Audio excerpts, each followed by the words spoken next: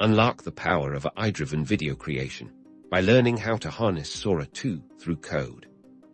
This tutorial will guide you through the essential steps of integrating Sora 2's incredible AI functionalities directly into your own projects, whether you're looking to automate video generation or build entirely new iPod experiences. Understanding how to interact with Sora 2 via code is your key. First, we need to establish the connection.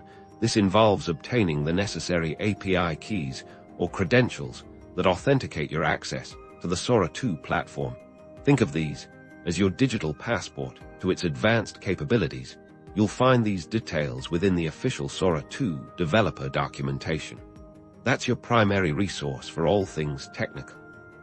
Once authenticated, you'll begin crafting your requests. This is where you'll translate your creative vision into actionable instructions. For Sora 2, you'll define parameters such as the desired video length, style, specific objects or actions to include, and even the mood or atmosphere. The more precise your input, the more tailored your output will be.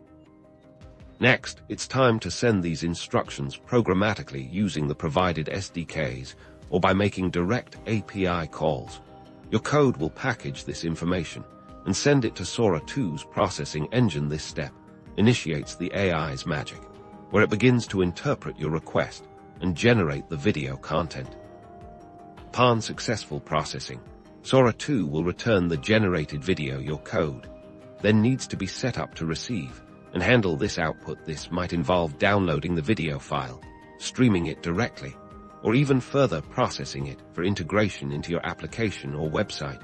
You can often specify preferred video formats and resolutions during the request. Mastering these code-driven interactions opens up a world of possibilities. Imagine generating personalized marketing videos on the fly, creating unique animations for educational content, or even powering dynamic visual elements in interactive experiences by leveraging Sora 2's capabilities through code. You're placing the future of video creation in your hands.